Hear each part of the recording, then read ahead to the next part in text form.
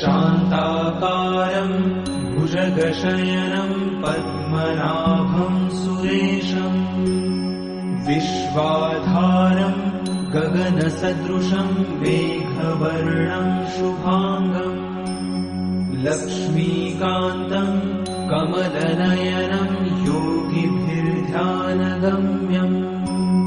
वन्दे विष्णुं भवभयहरं सर्वलोकैकनाथम्।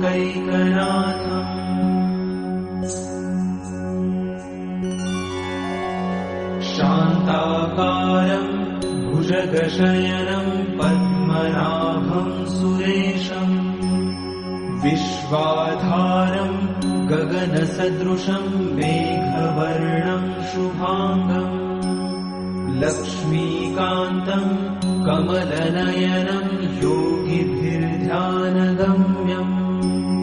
वन्दे विष्णुं